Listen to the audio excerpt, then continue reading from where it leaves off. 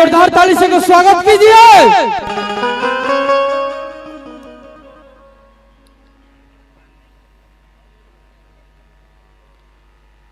और आप लोग के बीच में बहुत अच्छा गीत सुनाएंगे मेरे भाई विशाल गगन जी। और भी बढ़िया बढ़िया कलाकार आए हैं, भैया से सुनिए। आइए पहले सुनील जी स्वागत करेंगे और भाई रोहित जी।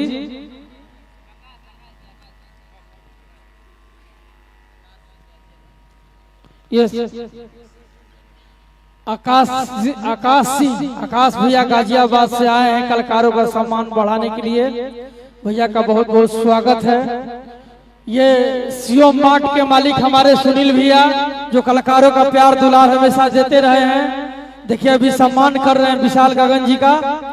और गाजियाबाद से चल के आकाश भैया आए हैं, इनका स्वागत कर रहे हैं सुनील भैया जी। देखिए यहाँ पर कलाकारों का स्वागत बहुत बढ़िया होता है भैया।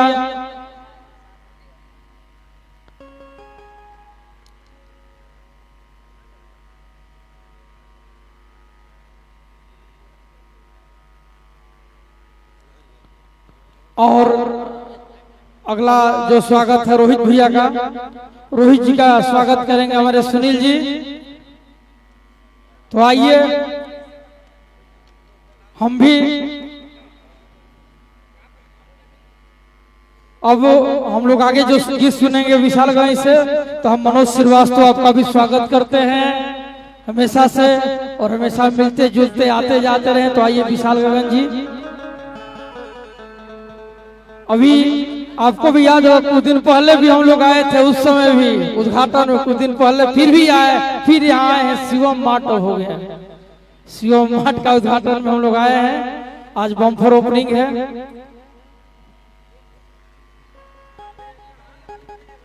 एक बार जोरदार ताली से स्वागत करिए विशाल गगन जी के जो बक्सर से चल के आए वाली।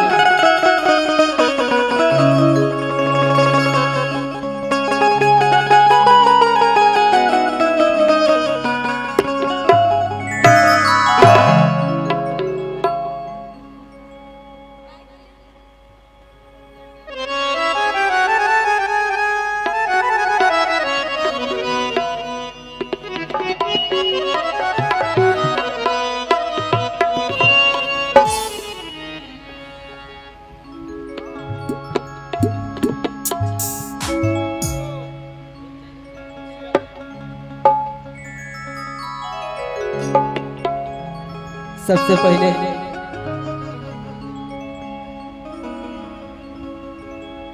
आज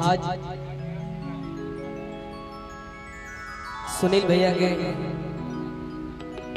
शिवम मार्ट मॉल के उद्घाटन भइल और कोचस होके चाहे अगल बगल के कोनो गांव होके, हमारा ऐसा ना लागेला कि हम कहीं और गइल बानी, हमरा लागेला कि हम अपना घर आइल बानी। आज से ना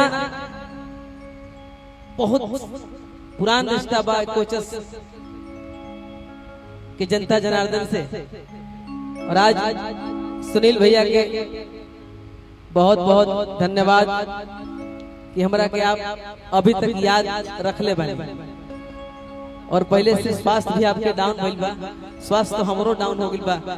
जवन ना टाइफाइड मरला से हमरा नो साफ दुबरा देला सा, लेकिन कोनो बात ना, हमनी के तो जिए के बा कार्यक्रम से, मरे के बा ही कार्यक्रम से।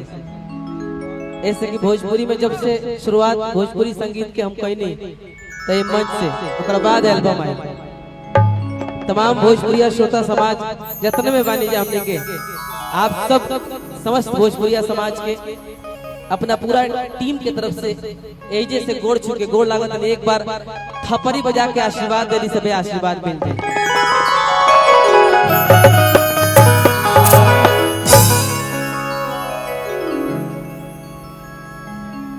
ज्यादा समय ना लेवे सके, बहुत कलाकार भाई लाइने से लोग बढ़े। सबसे पहले एगो माई के भजन आप सबके आदेश हुई तो गा दी ना भैया। नवरात्र के मौसम बा